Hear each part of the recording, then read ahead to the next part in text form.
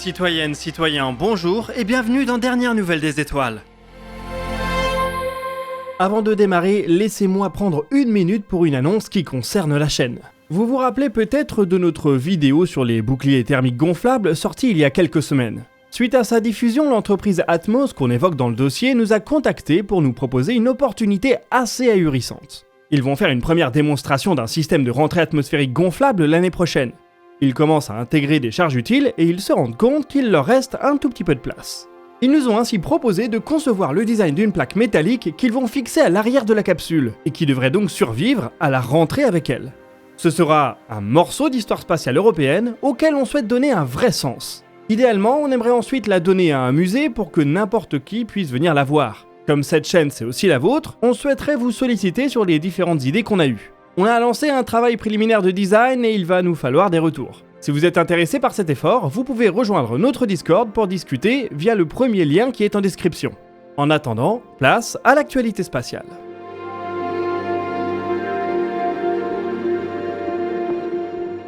Au cours de la seconde moitié du XXe siècle, un mystère de plus en plus pesant s'est invité dans la cosmologie, celui de la matière noire. Il lie un certain nombre d'observations qui semblent indiquer qu'il y a beaucoup plus de masse dans l'univers que ce qu'on peut observer directement. Prenons les grandes galaxies spirales par exemple. On peut prendre l'une de notre voisine et essayer de calculer sa masse en fonction de sa luminosité. On tombera sur un chiffre, mettons 100 milliards de masses solaires. Mais lorsqu'on observe sa courbe de rotation, la manière dont ces différentes étoiles gravitent autour de son centre, on tombe sur une grosse surprise. Les étoiles situées sur la bordure externe vont beaucoup trop vite. Sur cette animation, on s'attendrait à observer la galaxie à gauche et on observe en réel la galaxie à droite. Cette courbe de rotation s'explique si la galaxie est en fait beaucoup plus massive que ce qu'on a calculé à partir de sa luminosité. Plutôt que de faire 100 milliards de masses solaires, elle en ferait plutôt 400 ou 500 milliards.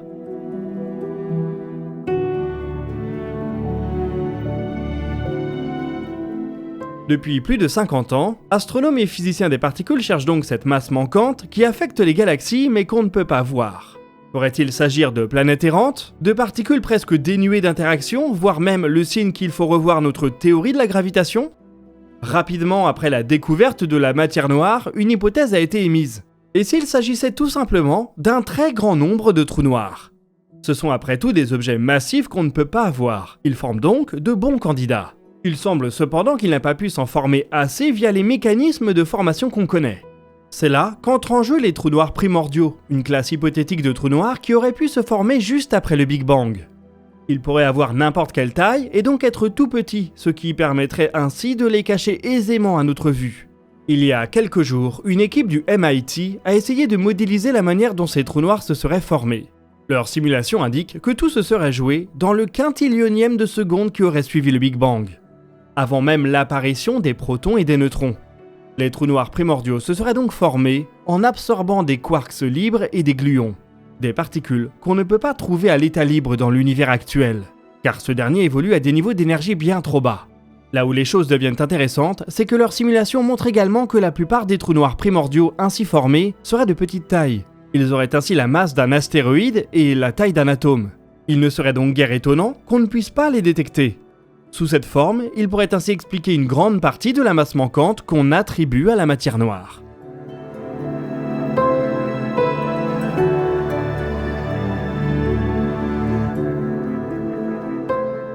Des trous noirs encore plus petits de la taille d'un proton auraient également pu se former. Ils se seraient cependant très rapidement évaporés au cours de la première seconde après le Big Bang. C'est cette propriété qui pourrait éventuellement permettre de confirmer l'histoire. En effet, la formation et l'évaporation de ces picots trous noirs devraient avoir affecté l'équilibre de la matière à cette époque de l'univers.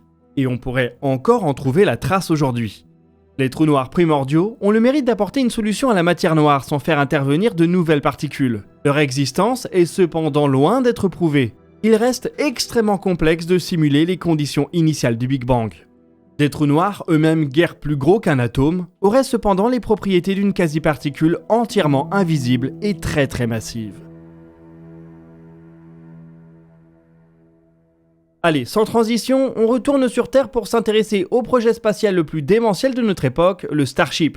Une ribambelle d'informations vient de nous arriver par l'intermédiaire du youtubeur américain Everyday Astronaut, qui a eu la chance de visiter à nouveau la Starbase en compagnie d'Elon Musk. Cela a été l'occasion de mener une longue interview riche en informations. Il faut noter que la vidéo a été tournée avant le dernier vol du Starship, il y a quelques semaines donc. Je vais me concentrer sur les quelques points qui m'ont le plus marqué et on fera peut-être un résumé plus complet après la sortie d'une deuxième vidéo qui est déjà prévue. La première chose qui m'a marqué dans cette vidéo, c'est les images qu'on voit dans le tout dernier segment.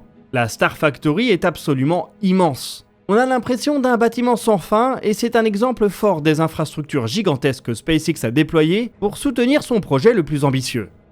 En même temps, la vision que dévoile Elon Musk reste tout aussi barrée que lors des débuts du projet. Il évoque ainsi un rythme de production de 1000 Starships par an, à long terme. Je ne parle pas de vol, mais bien de fabrication de Starship. On est sur un ordre de grandeur qui commence à être comparable avec les productions d'Airbus et de Boeing.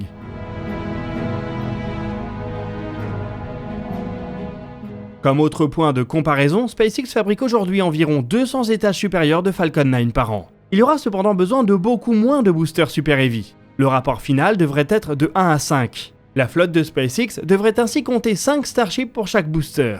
Cela s'explique par un temps de récupération et de réutilisation beaucoup plus court. La mission d'un booster ne dure que quelques minutes, alors que celle d'un vaisseau Starship peut durer plusieurs heures, plusieurs jours, voire encore plus longtemps. Un booster aurait donc l'occasion de lancer plusieurs Starships avant que le premier d'entre eux ne soit prêt à être réutilisé. Idéalement, un même Super Heavy pourrait décoller toutes les 2 heures, avec un plein d'ergol réalisé en seulement 30 minutes. Elon Musk a également apporté des précisions sur le futur du Starship. On est aujourd'hui à la V1. La V3 sera beaucoup plus grande et pourrait approcher les 140 mètres de long au total.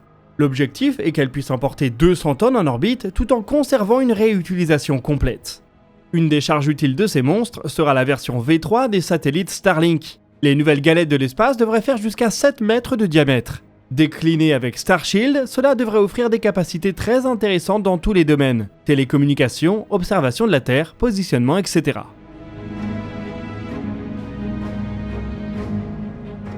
Pour tout 2024, cependant, le patron de SpaceX a une formule qui résume bien les choses. Cette année, la seule charge utile, c'est des données de vol. En se rappelant que cette interview a été faite avant le 4e vol, il est intéressant de voir le discours mené sur les protections thermiques. Celles-ci se montrent de plus en plus lourdes vu des contraintes auxquelles est soumis le vaisseau, à tel point qu'on arrive sur une masse de protection thermique qui est presque similaire à celle du système par transpiration qui avait été imaginé il y a quelques années. Pour le moment, SpaceX semble vouloir rester sur son choix d'utiliser des tuiles. Mais peut-être que le fameux bouclier transpirant refera une apparition plus tard dans le développement. Parmi les autres évolutions possibles, le booster pourrait à terme se voir doté de 3 grid fins au lieu de 4. Ce n'est pour le moment pas une priorité de développement, mais ce serait l'occasion d'économiser un peu de masse morte. Le Raptor va également connaître son lot d'évolutions, avec notamment un système de refroidissement actif qui lui permettra de se débarrasser de lourdes protections thermiques, encore de la masse morte économisée. Sa poussée devrait également grimper à environ 330 tonnes pour une poussée totale au décollage du booster de 10 000 tonnes.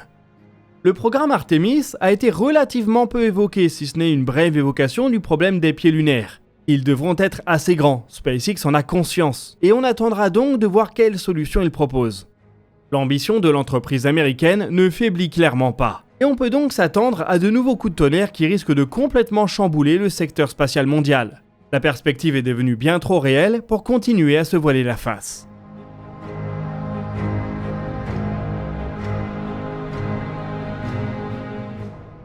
En Europe, on n'est pas encore à l'ère des fusées entièrement réutilisables, mais on progresse tout de même vers une nouvelle génération de lanceurs. Le 20 juin, Ariane 6 a complété un wet dress rehearsal, une répétition complète de son premier lancement. Elle a été remplie avec de l'hydrogène et de l'oxygène liquide, et un compte à rebours a été lancé qui s'est interrompu quelques secondes avant l'allumage des moteurs. Cela fait suite à une revue de qualification du lanceur qui a été complétée le 14 juin. Les charges utiles ont été installées sous la coiffe et tout est donc prêt pour un premier lancement le 9 juillet, dans exactement 2 semaines.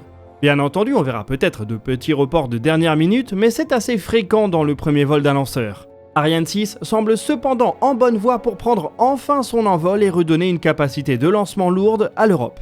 Bien évidemment, le but n'est pas de faire la guerre à SpaceX. Avoir une alternative souveraine à la Falcon 9 capable de lancer les charges utiles les plus sensibles, les satellites militaires par exemple, est déjà une raison suffisante de soutenir le lanceur. Commercialement, Ariane 6 s'est déjà trouvé quelques contrats et une trentaine de décollages sont dans son carnet de commandes. Il faut donc souhaiter que ce premier vol sera une réussite complète et sera rapidement suivi de beaucoup d'autres.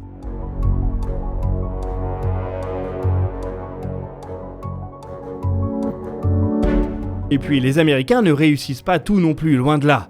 Actuellement, l'exemple le plus frappant est à aller chercher du côté du Starliner de Boeing.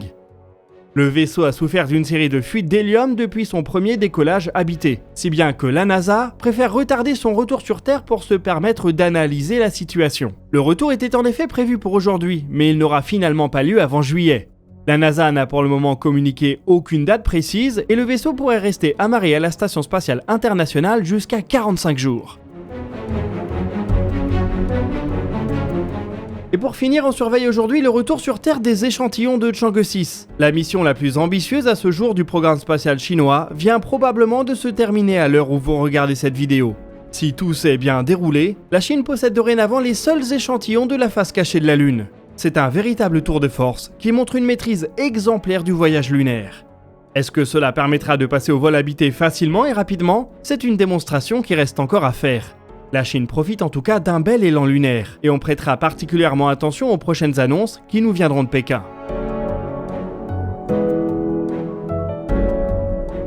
Et nous voici arrivés au bout de cet épisode de Dernières Nouvelles des Étoiles. L'émission continue en live jeudi à 10h avec Maxime. Le lien pour y assister est en description. N'hésitez pas à partager vos questions et vos remarques dans les commentaires, nous y répondrons dans une prochaine vidéo. Vous pouvez consulter la description pour retrouver nos sources et nos réseaux sociaux. Quant à nous, on se donne rendez-vous jeudi pour un nouveau dossier de l'espace, et d'ici là, citoyennes, citoyens, portez-vous bien.